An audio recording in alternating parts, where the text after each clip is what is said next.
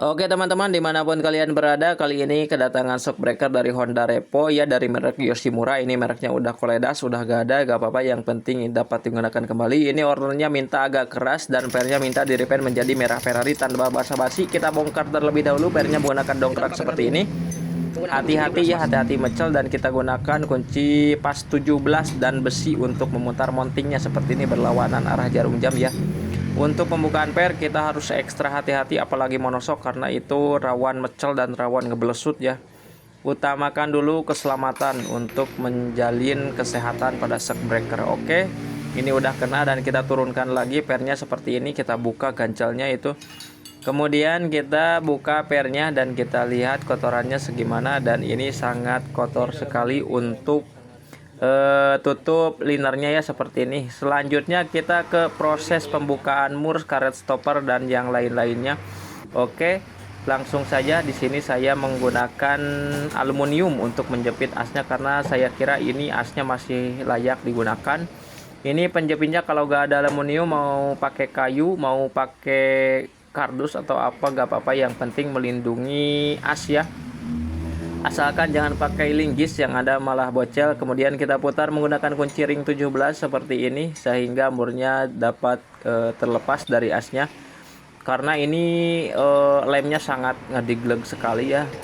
Kalau tidak dijepit, biasanya saya di dagor pakai palu itu juga bisa keluar, tapi ini sangat banyak dulu. Kemudian kita keluarkan perintilan-perintilannya seperti penahan per, kemudian setelan per. Ini saya ketuk-ketuk menggunakan palu lunak karena agak seret ya, ini banyak sekali kotorannya yang mengendap di dalam setelannya. Oke, ini udah kena. Kemudian selanjutnya kita proses pembukaan kelingan. Untuk membuka kelingan ini saya menggunakan alas kayu ya, di ragum seperti ini.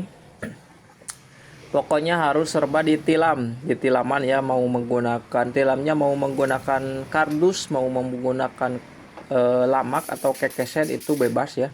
Saya di sini biasanya menggunakan kayu agar lebih padat dan kuat, kekar serta berisi.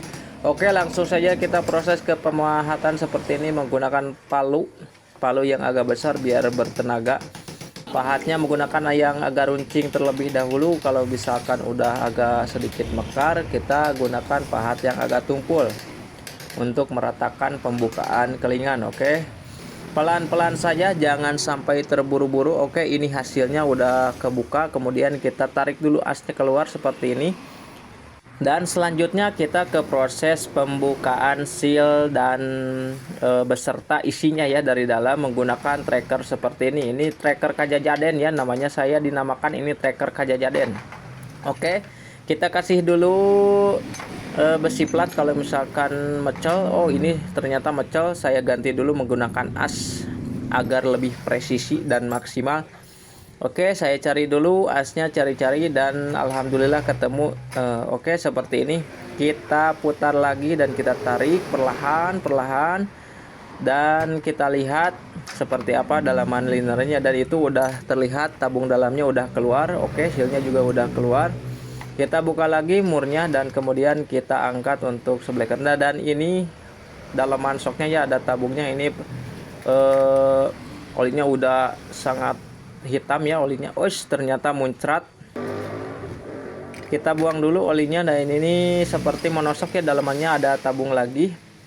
Oke, saya skip untuk proses pencuciannya. Kita langsung ke perakitan. Masukkan dulu yang tadi tabung dalamnya, kemudian kita masukkan olinya, oli baru ya, jangan oli bekas atau oli mesin. Walaupun oli mesin tapi baru, itu biasanya sepengalaman saya kalau lama-kelamaan itu suka keras karena banyak sekali buih kalau ke kocok-kocok ya.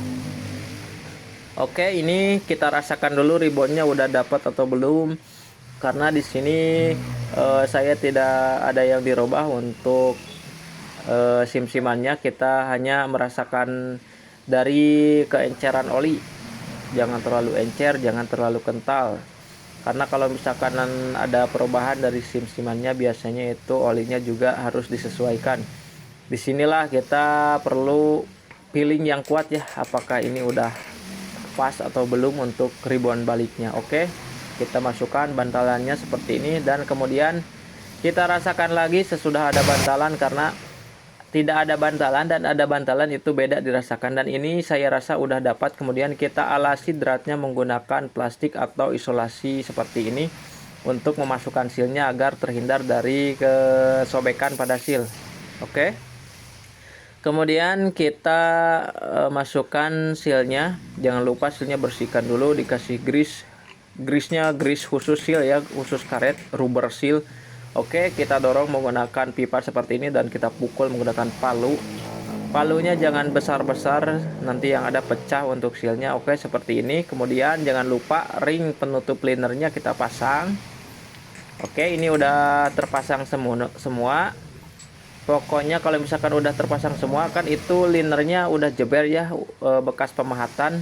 Kita roll menggunakan alat seperti ini, yaitu alat pemotong pipa yang sudah dimodifikasi seperti ini. Oke, kita putar perlahan, jangan sampai kekecilan ya, karena itu suka mecel keluar ringnya, dia suka kabur-kaburan dan ternyata itu ringnya keluar lagi. Kita pukul lagi ke dalam. Oke, sesudah dipukul ke dalam, kita selanjutnya penutupan kelingan kembali. Di sini saya menggunakan palu sedikit untuk mengunci ringnya. Kemudian sebetulnya ini saya menggunakan alat roll ya untuk mengelingkan kembali agar rapih, tidak ada bekas pukulan palu. Dan saya skip saja, dan ini hasilnya untuk alat rollnya ya, rapih kembali seperti semula, tidak ada bekas pukulan palu. Pokoknya saya utamakan kualitas dan kerapian, dan ini hasilnya seperti ini, mantap sekali. Oke, di video kali ini sekian dulu untuk saat ini. Terima kasih untuk kalian-kalian yang sudah menonton. Jangan lupa like, komen, dan share. Wassalamualaikum warahmatullahi wabarakatuh.